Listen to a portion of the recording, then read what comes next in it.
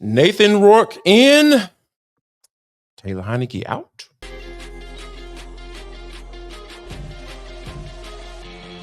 This is Locked On Sports Atlanta, and it's time for the Atlanta Football Party, only on Locked On Podcast Network, your team every day. Welcome into the Atlanta Football Party, your home for the best Atlanta Falcons football talk. It's local insight you can't get anywhere but right here at Locked On. I'm your host, Tenitra Batiste. Alongside me are Jarvis Davis, Aaron Freeman, and Tori McElhaney. Today's episode is brought to you by FanDuel. Make every moment more. This summer, FanDuel is hooking up all customers with a boost or a bonus daily. That's right.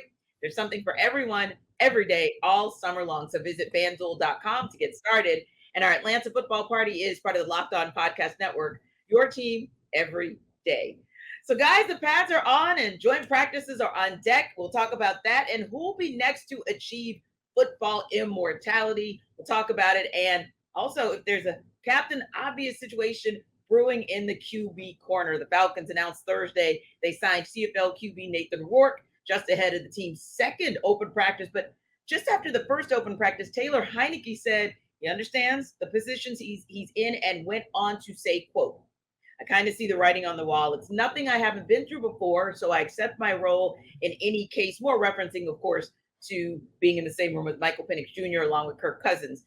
Taylor Heinicke went on to say, my role for me and what I think is to help Kirk any way that I can if he has any questions. Same thing with Mike. Sometimes the game is fast. Sometimes everything's fast for rookies. But Jarvis, what's the writing on the wall for Heinicke for you? I think we saw it, Friday night at Mercedes-Benz when he didn't get in and get any reps until they were basically about to get ready to in practice. So when you think about it from that standpoint, he understands what his role is. Hey, you can help out until it's time for you to go, right? Until we find the best situation for you to be in, or that's mutually beneficial.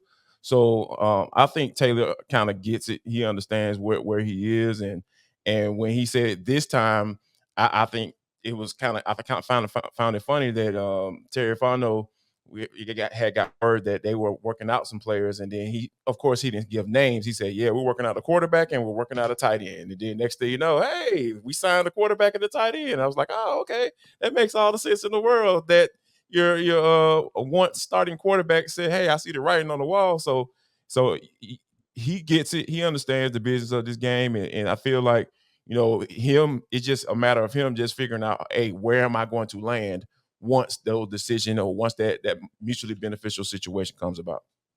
Yeah, and what about you, Free? When you kind of look at the situation, and to Jarvis's point, especially where it kind of ended on Friday, kind of what do you think in terms of where Taylor Heinicke might be and what the writing is on the wall is for you?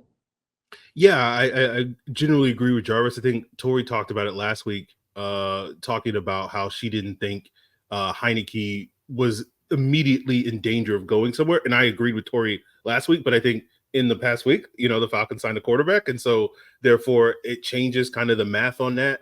I didn't see a world where the Falcons kept John Paddock over Taylor Heinicke as that third quarterback, but I certainly can imagine a world where Nathan Rourke, who's come from the CFLs, been in a couple of NFL camps, could be that third quarterback over Taylor Heinicke. So I think that's going to be the challenge for Taylor Heinicke. It's, obviously this is going to get settled on the field. Whoever performs the best over the next couple of weeks is going to have a leg up in that third quarterback spot. Obviously Heinicke, from his experience, may have, potentially a leg up, but, a lot can happen over the next 3 weeks. So yeah, I kind of see it where if it's close, I could definitely see a scenario where the Falcons decide to go for Rourke over Heinicke, and certainly a scenario where Rourke, winds up winning that spot outright as we see, these next couple of weeks unfold.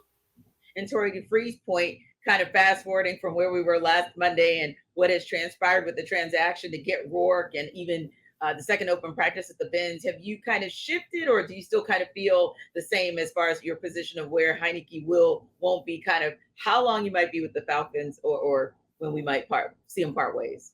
Yeah, I don't think this signing changes like too terribly much for me because I think the expectation is always that we were going to see Taylor Heinicke and whoever the fourth quarterback was in the preseason. I don't think that we're going to see Kirk. We're not going to see Kirk Cousins like at all. Kirk has already let that cat out of the bag.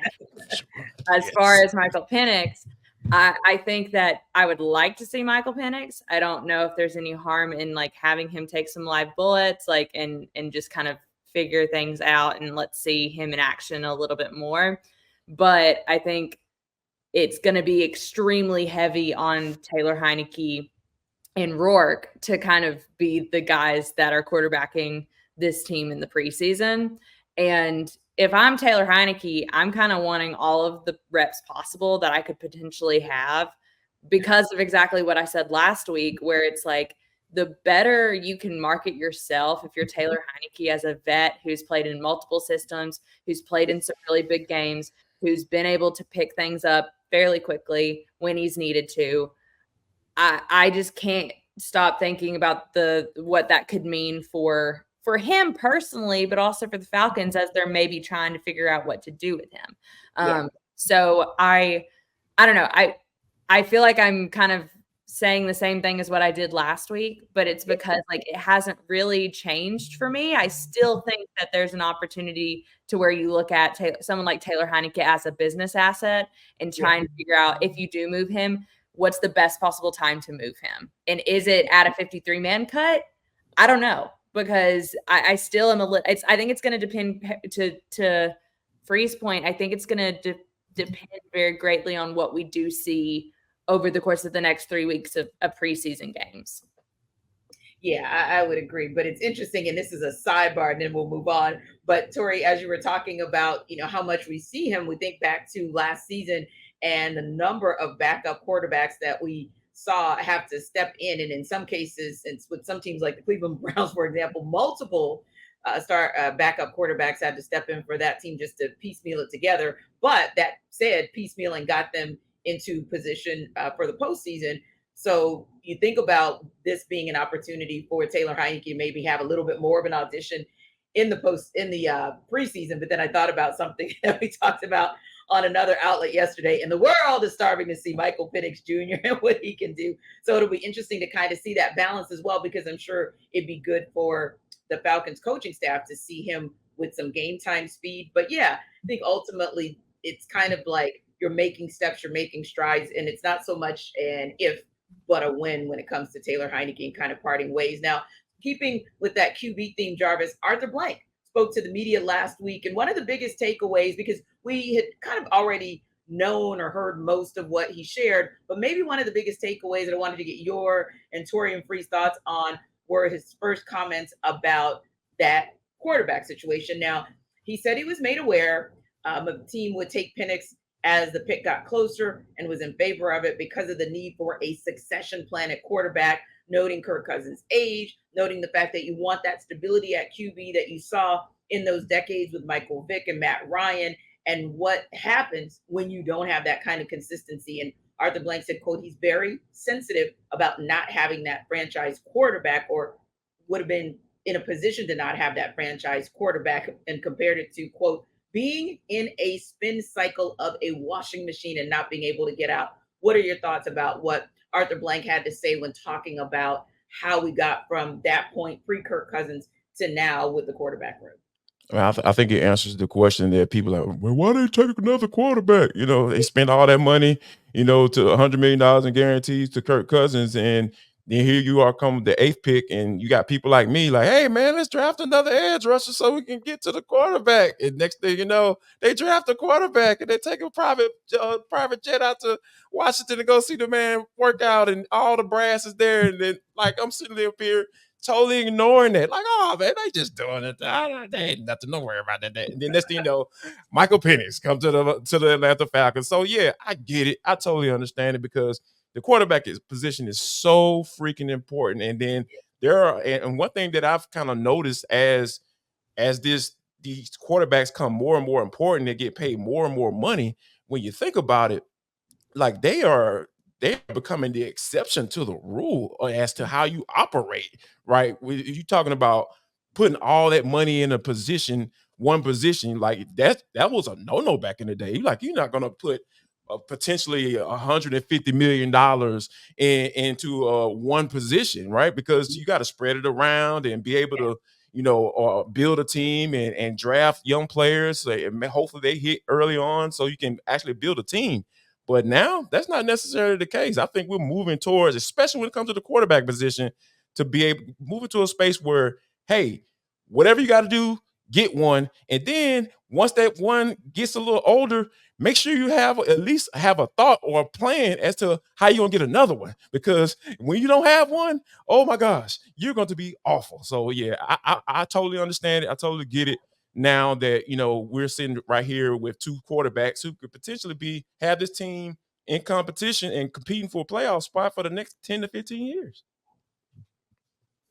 For me, I thought Arthur Blank's comments were interesting because I remember immediately after the draft, there was a little bit of a conspiracy theory that the reason why they selected Penix was because of Arthur Blank sort of inserting himself into the decision-making because of wanting to have that sort of stability and some of the comments of what he said in terms of like not wanting to go back down that road, getting back in that roller coaster, that spin cycle, I guess you could say. But I think Arthur Blank's comments here and last week at the presser of basically him saying, I'm made aware of things, but I don't really make football decisions like that. I let the people that I hire do that. I think pours cold water on that sort of thing. But it's certainly, obviously, we've talked about it a bunch over the last couple of months.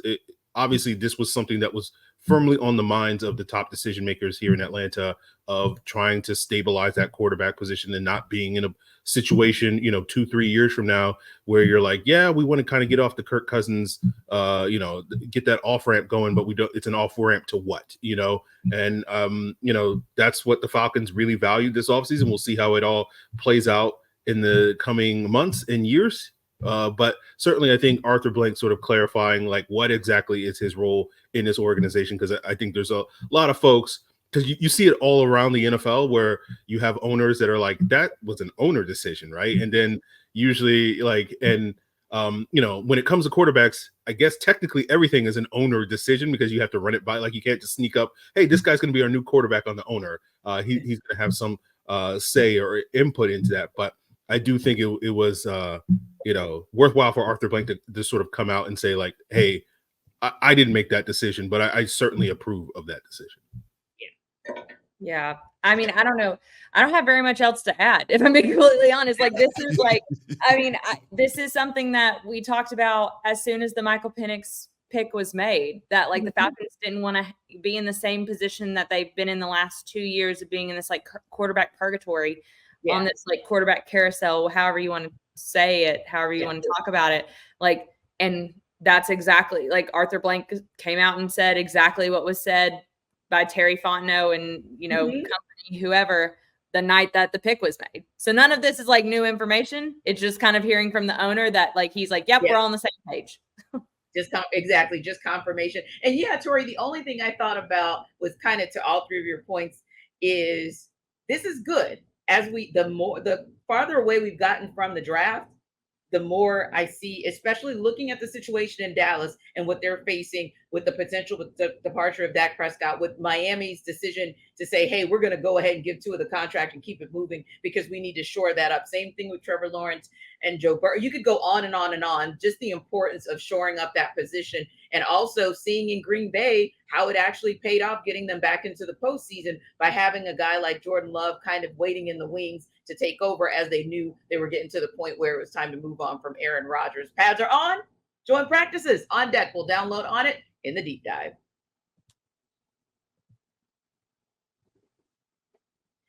This episode of our Atlanta Football Party is brought to you by BetterHelp. So think about this. We are almost 3/4 of the way through the year. And I think maybe one of the biggest things is this is now the time where everything kind of ramps back up as far as school goes. So when your schedule is starting to get packed again with kids' activities or maybe even big work projects as you get through the final portion of the year, you got to really figure out how to prioritize. And that's where BetterHelp can come in. Even when you know what makes you happy, sometimes it's hard to make time for it or to figure out things yourself. So if you're thinking of starting therapy, give BetterHelp a try. It's entirely online, designed to be convenient, flexible, and suited to your schedule. It's just as easy as filling out a brief questionnaire to get matched with a licensed therapist, and you can switch therapists anytime for no additional charge. So never skip therapy a day with BetterHelp, because again, it's right there online for you. Visit betterhelp.com/lockedon today to get 10% off your first month. Again, that's BetterHelp, HELP.com/lockedon, and get the help you need so that you and the kids can get started with an amazing school year, and all those big projects that you got for the rest of the year, you will finish them efficiently and effectively with BetterHelp.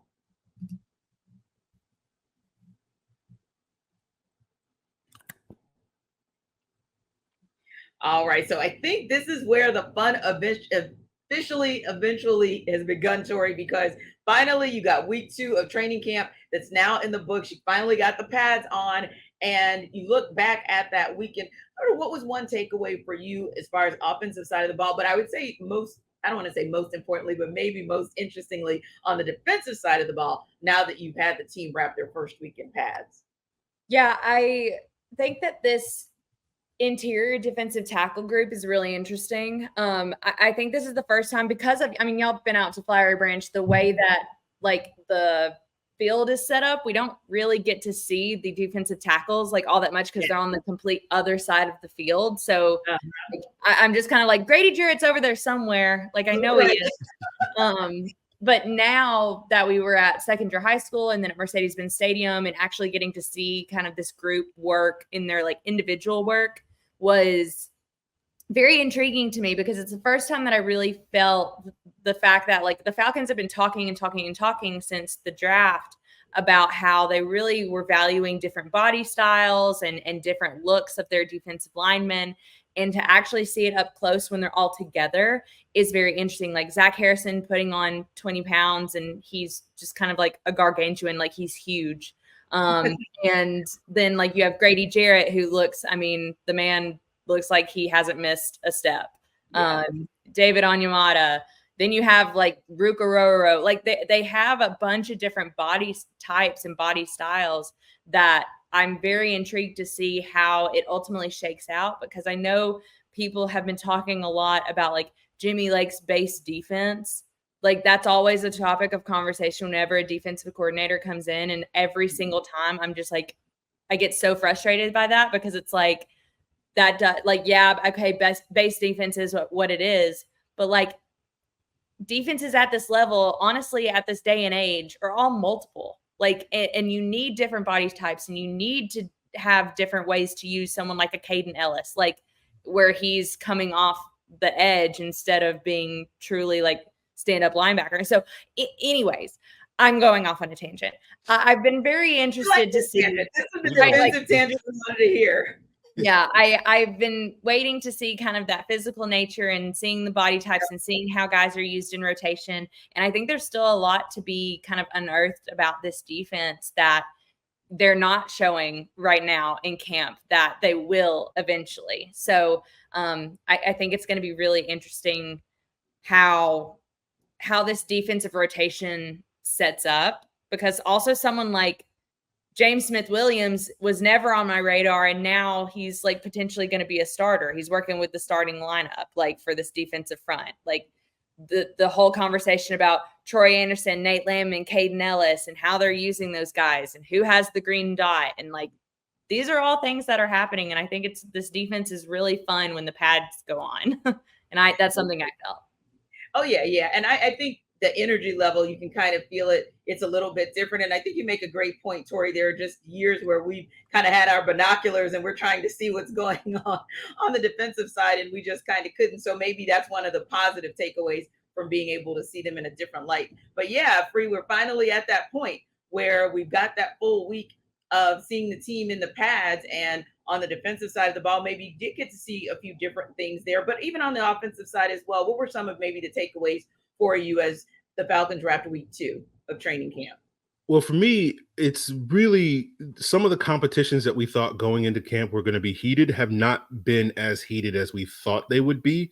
Like the slot receiver spot where it looks like Ray-Ray McCloud is firmly ahead of Rondale Moore, the strong safety spot where it looks like Richie Grant is firmly ahead of DeMarco Helms, the outside cornerback spot where Mike Hughes is going up against Clark Phillips. Now, obviously, there's still a lot of camp left. There's many preseason games, and I was talking with Jarvis after Friday night's practice, going back to last summer where, this wasn't a starting spot up for grabs, but early in camp, it was Micah Abernathy getting all those second team reps at the safety position. And then we got into the games and DeMarco Helms started making plays. And by the end of camp, it was DeMarco Helms taking over those second team reps. So I bring that up just because someone has been getting, all the first team or most of the first team reps in the first, week or two of practice in training camp doesn't mean that they're going to end up in that same spot by the end of it. So there's plenty of time for some of these competitions to sort of heat up and make things interesting once, the lights go on in the various stadiums over the next 3 weeks. But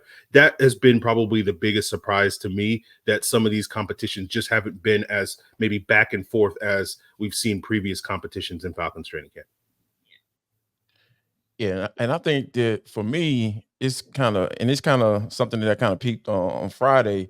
I think that this offensive line is going to be very interesting because there just been things that I've seen, like from whether it be from Matt Bergeron, one of the backup linebackers, I think Eifler, kind of walked up behind me after the play was over and kind of tapped him on the shoulder, and Bergeron didn't hesitate and came down with like the Donkey Kong type situation on top of his head. He and then slapped his helmet. He slapped his helmet. Yeah. Yes. So it's like, I just think that with stuff like that, and then on Friday, I saw Jake Matthews put Braden Trice on the ground, on a run play. It was just like he just sealed the edge, put him on the ground.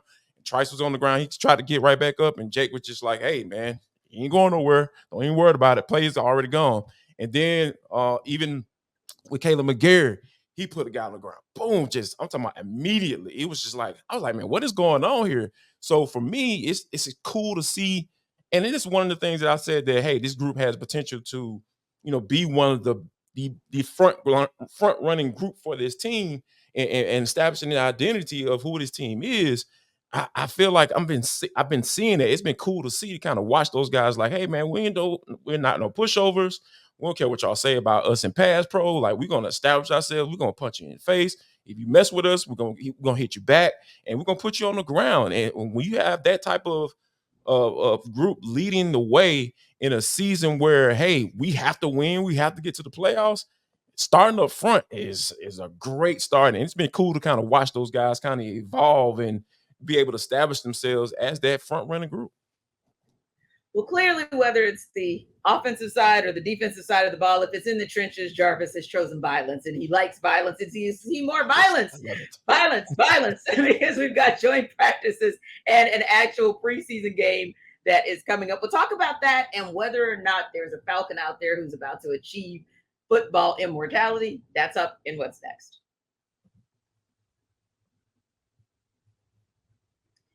This episode of our Atlanta Football Party is also brought to you by FanDuel. Now, of course, everybody on our Atlanta Football Party loves sports. You see the excitement we have in talking about the second week of training camp, in talking about the upcoming joint practices, and even the first preseason game.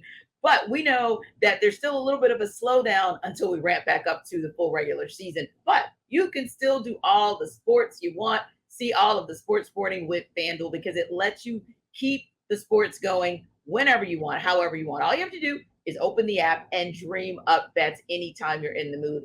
This summer, FanDuel is also looking to hook up all customers with a boost or a bonus daily. That's right. There's something for everyone every day, all summer long. So head over to FanDuel.com and start making the most of your summer. Now, I know wasn't pretty yesterday as the Falcons wrapped up their series with Miami Marlins, the Braves, that is, over in Major League Baseball. But the Braves are still just a plus 500 rather, behind the Philadelphia Phillies to win the NL East. So they're still right in this thing. And you can head over to FanDuel.com if you want to continue checking out the odds and making bets to see who is going to win the division.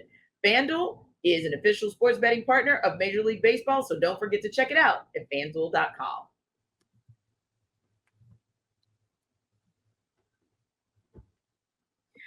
Okay, Free, I can't tell you the level of excitement that Miami has with the opportunity to play a game. And hopefully everything will go well. Of course, our thoughts and prayers are with everybody in Florida, along with South Georgia, with all the cray-cray weather that we have going on. But ultimately had an opportunity to speak on another platform with another outlet with the national writer for the Miami Dolphins.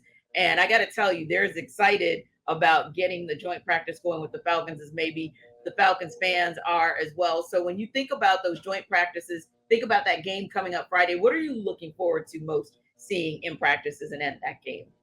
Well, I'm going to do my best Jarvis impression. It's to me, it's all about the trenches. And we saw last year when the Falcons played the Dolphins in those joint practices, that really mattered a lot. And then in the game, you kind of saw without sort of the starting offensive lines in the game, you kind of saw the Falcons defense really get after that. And I'm looking forward to seeing some of these rookies maybe going up against the Dolphins second string offensive line and maybe taking advantage of a unit that may not be as deep there. So that to me is kind of the thing I'm looking forward to. And of course, the fights, getting D-Led to officiate some of these fights in practice and declare who's the winner and all that stuff.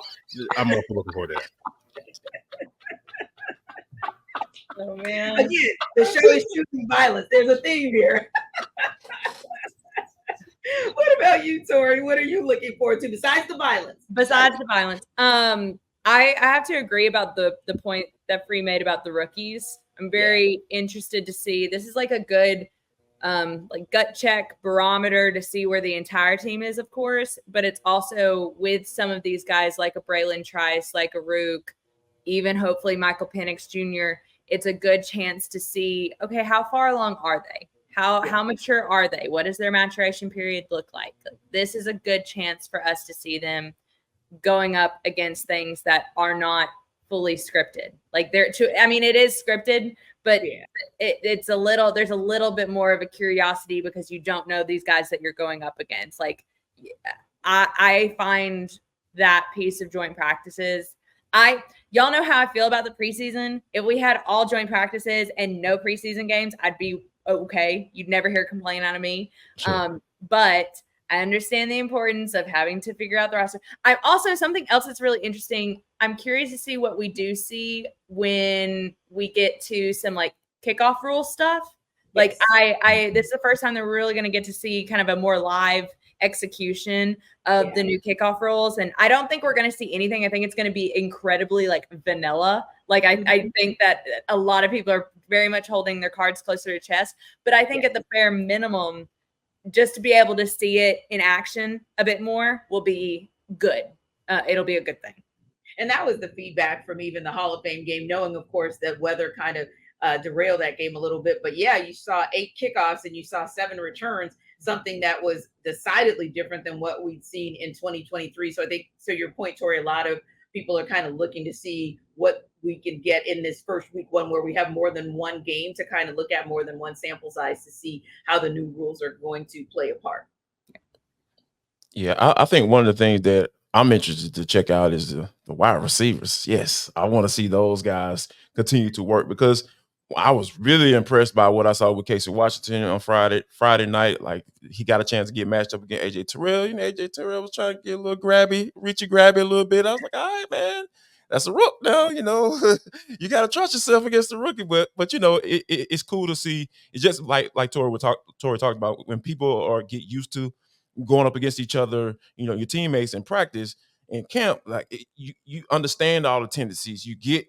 Hey man, I know Grady's gonna be a little bit light on his fingers when they're in this look over there. If they're giving us this odd look up front, from a defensive standpoint, or I understand Caleb McGarry, his knuckles get really white when they're getting ready to run the football. So I'm getting ready to load up. So I understand as defensive lineman, I better load up because he getting ready to come off and try to take me out. So that element of surprise works for those wide receivers as well because who corners what they do, you understand, hey man, this dude gonna try to get his hands on me, so let me make sure I kind of stem him up at the right time when he's not expecting it. So I think to be able to see Rondale Moore, Ray-Ray McCloud, can he continue to establish himself as the third wide receiver, or if Rondale Moore can, with his rapport that he's built with Michael Penix, can he continue to be able to say, hey man, I'm raising my hand too. I need to be able to get some run as well, coach. So and Casey Washington, I want to see those guys and what they look like going up against somebody in another jersey. And I think that's going to be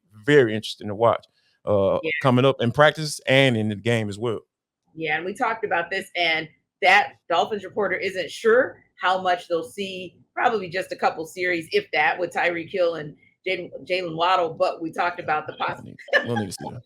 You want to see the secondary and see when we talked about those position battles that we thought were going to be a little bit more heated. No, we want to see that. Not against them. No, not against them. Not at the same time. I can swap out. We need both of y'all in the game. Oh, wait, not number one wide receiver. Number one player in the NFL, according to the Players Top 100. You don't want that smoke? Okay, just check. No. They want that smoke in Miami. Thanks to our everydayers for making the Atlanta Football Party your first listen of the day. Be sure to stop by Locked On Falcons for your second listen, and be sure to like and subscribe to our YouTube channel. We're also free and available wherever you get your podcasts. We'll see you tomorrow on the Atlanta Football Party, the Dogs edition.